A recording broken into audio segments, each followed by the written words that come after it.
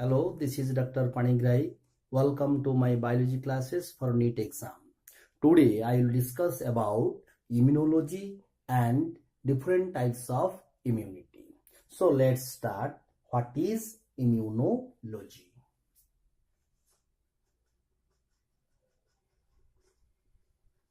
Immunology is the branch of biology which deals with the study of immune system. Study of immune system. And this immune system deals with the body defense powers. So the immunology means the study of immune system or the study of body defense power. Body defense power, also known as immunity. Immunity. So one more system we have, like digestive system, like respiratory system. This is the immune system. This immune system protect our body from the invaders, from the pathogens, from the microbes. Always such pathogens or the microbes get into our body because our body is the good shelter and good nutrition for the microbes. And inside our body or inside our cell or tissues, the microbes easily proliferate. That's why always they try to enter into our body. But our immune system resist them. That's why we have a one system. This is known as the immune system, or this is known as the body defense power or immunity. Immunity is good. It means enough to resist the microbes. Immunity is weak. It means that it is unable to resist the microbes. Such the branch immunology. First, the founder of this branch, actually, the English scientist Edward Jenner. Edward Jenner is the founder of this branch. That's why Edward Jenner is known as father of immunology. Father of immunology. He first invented smallpox vaccine. That's why Edward Jenner is regarded as father of immunology. The immunity means the defense powers of our body or the defense tools. Some defense tools which comes from the birth or the baby birth with some tools, some defense power. This defense tools or defense power is known as innate immunity. Innate immunity. And another is acquired immunity. Acquired immunity. So, immune system has two subsystems, or you say that the immunity is divided into two. Some tools or some defense power comes from the birth. That's why such innate immunity, also known as inborn immunity. Inborn immunity, which comes from the birth, or you say it is gifted from the God, it is gifted from the nature. That's why innate immunity, also known as natural immunity. Natural immunity. This defense power, these tools of defense which present from the birth. That's why it is known as the natural immunity. Or this immunity, innate immunity, also known as non-specific immunity. Non-specific immunity. Why it is known as non-specific immunity? Means the fighting mechanism against the pathogen is general. Whatever may be the pathogen, it may be virus, it may be bacteria, it may be fungus, the defense mechanism is same, or the defense mechanism is general. That's why it is known as non-specific immunity. The acquired immunity, the immune power or the immune defense tools acquiring by the individual or the host body during its lifetime, this is known as the acquired immunity. Acquired during lifetime, possessing during lifetime, that's why it is known as acquired immunity. This acquired immunity may alter according to the pathogens, according to the microbes, according to the antigens. That's why such acquired immunity, also known as adaptive immunity, also known as adaptive immunity. This acquired immunity also known as specific immunity, also known as specific immunity. Why it is known as specific immunity? Means such the defense tools or the defense mechanism or the fighting mechanism against pathogen is specific for the specific type of pathogen or specific type of antigen. That's why it is known as the specific immunity. Now, such innate immunity, it has two branch. One may be the external defense, and another may be the internal defense.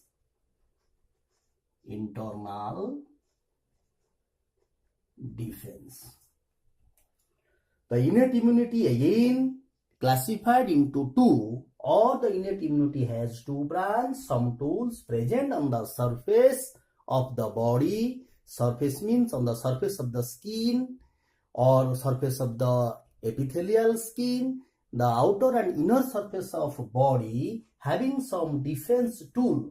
This is known as the external defense. And some tools are present below or under the skin. This is known as the internal defense. And I may write here the external defense which presents surface of skin. And I may also write here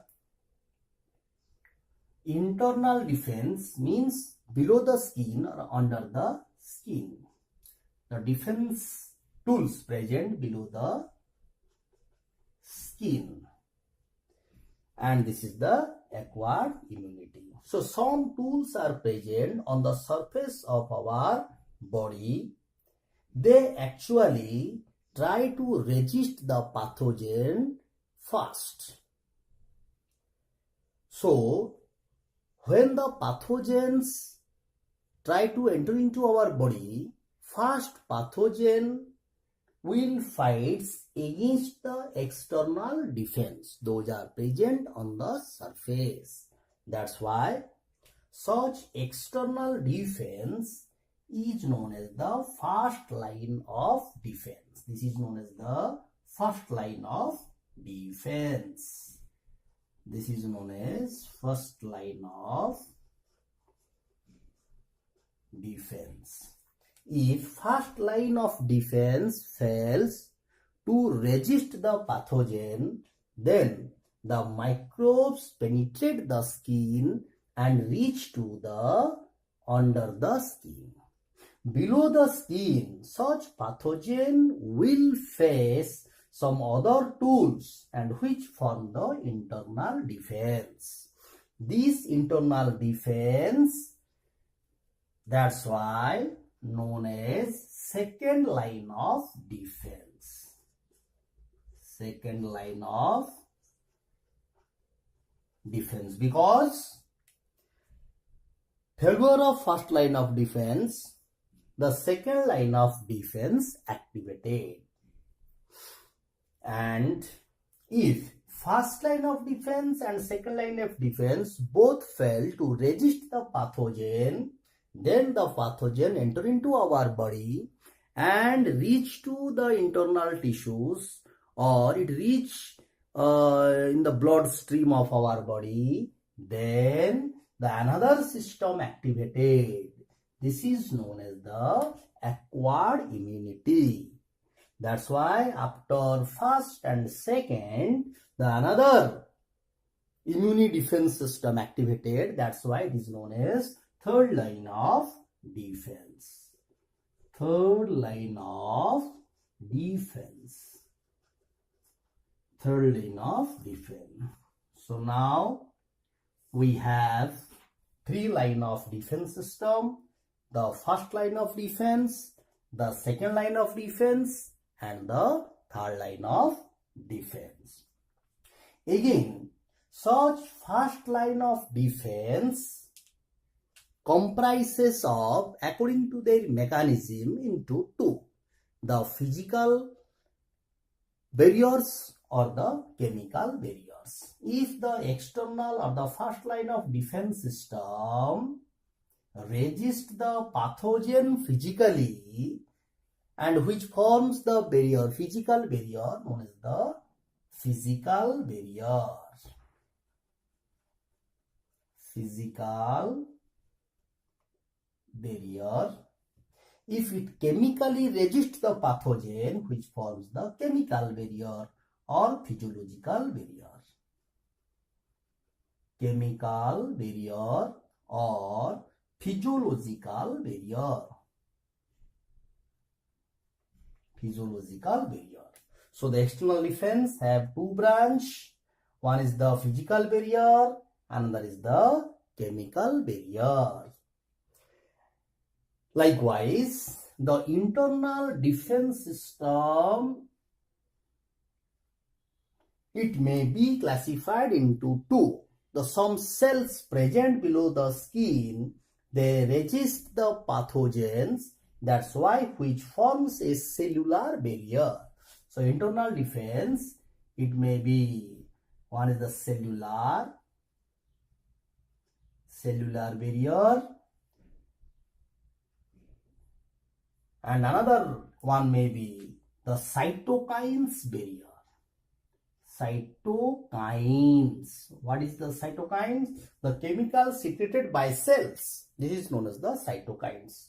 So cytokines means chemical also form another barrier which is secreted from different cells, and such barrier is known as the cytokines barrier. And the third line of defense, it also having two branch. One is known as the cell-mediated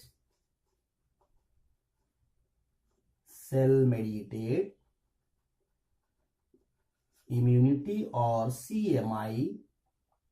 Another branch is known as the antibody-mediated immunity or AMI.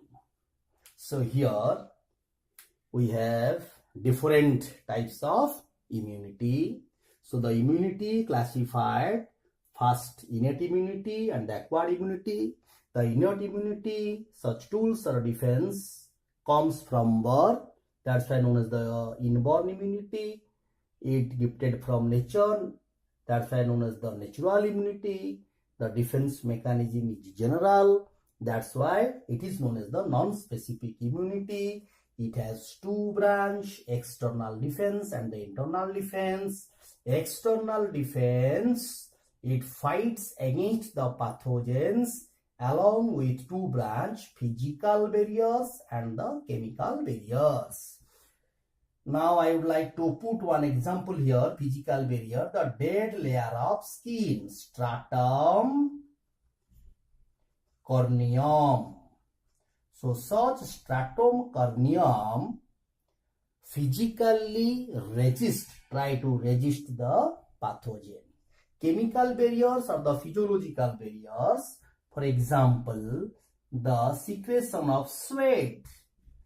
The sweat contains the bacterial enzyme lysozyme or bacteriolytic enzyme lysozyme, which prevent the proliferation of bacteria on the surface of our body. That's why such sweat chemically or physiologically resist the pathogens. The internal defense system is also having two branch, cellular barrier and the cytokine barrier. Now I would like to put one example, cellular barrier. Example maybe WBC. And cytokines, the example may be the interferon, interleukins, etc. And the cell-mediated immunity, here the cell directly attack the antigens and try to neutralize the antigens. That's why it is known as the cell-mediated immunity. Most probably T cells are involved in this type of defense.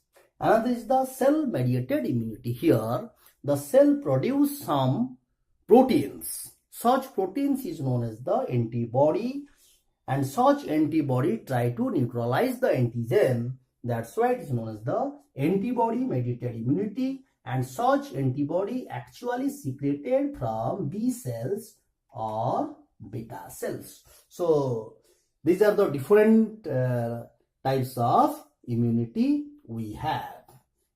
Now come to the acquired immunity. Such acquired immunity also divide into two, or it may be two types. Some acquired, some defense tools naturally develop inside the host body, or the host body cells actively form some defense power. This is known as the active immunity. Or some tools or some defense which comes from the another individuals in a ready-made form from the donor side. This is known as the passive immunity. So acquired immunity. So acquired immunity, it may be two types. One may be active immunity and another may be passive immunity. Passive immunity. Active immunity means the host body cells actively participate for the fighting against the pathogen. That's why it is known as the active immunity. And here the ready-made form of defense tools or antibodies or any cells or any materials comes from the donor side in a ready-made form. That's why this is known as the passive immunity. The active immunity, it may be divided into two types. Natural active immunity and another is artificial active immunity. Likewise, passive immunity also classified into two: natural passive immunity and artificial passive immunity. So natural active immunity. Suppose that a person is infected by common cold virus, then during 5 to 6 days of infection, the host body cells acquire some defense power against such common cold virus. It is the best example of natural active immunity. If someone is unable to resist the pathogen or produce the antibody against the pathogen at that time, if we inject some material into the body, in presence of such material, the body immune cells activated and produce some proteins or some chemicals against the pathogen. And this is known as the artificial active immunity. Artificially, we activate the immune system by the administration of some materials. This is the good example is vaccine or vaccination. Vaccine is the material. In presence of vaccine, the body artificially activated. So vaccine is the good example of artificial active immunity. The natural passive immunity. Here, the ready-made form of defense, immune defense tools comes from the donor side. For example, the first milk of mother is known as colostrum. Such colostrum contains immunoglobulin A. Such immunoglobulin A from mother comes to the baby. This is the good example of natural passive immunity. If we prepare some antibody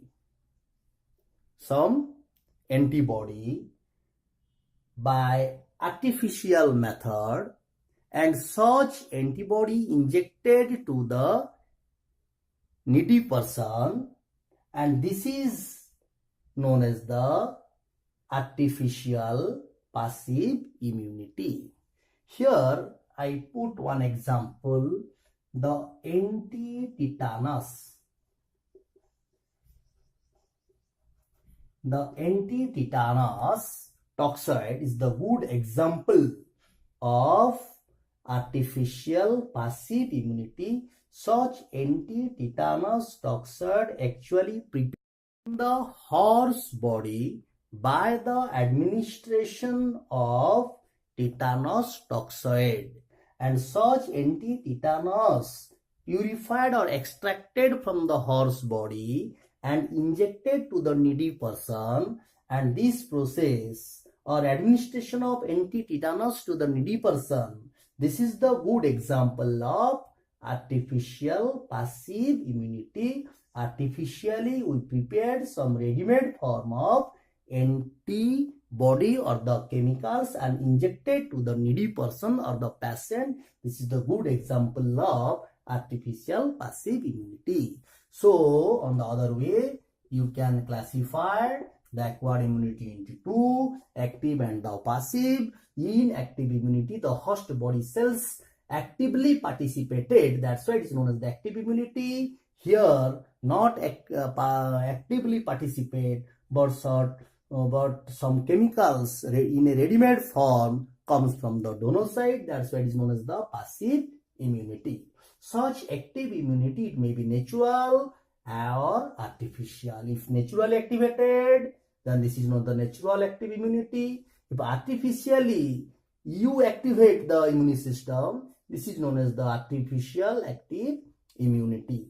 Passive immunity, the nature prepared some antibody from other individuals and come to the another body. This is known as the natural passive immunity. If artificially we prepared some antibody against some particular pathogens and administration of such antibody or the preparation of such antibody and administration such antibody to the needy person. This is the example of the artificial passive immunity. And this is the different types of immunity and the immunology. I hope you understand better. If you like, then click on my another video to get more videos like this. Thank you for clicking.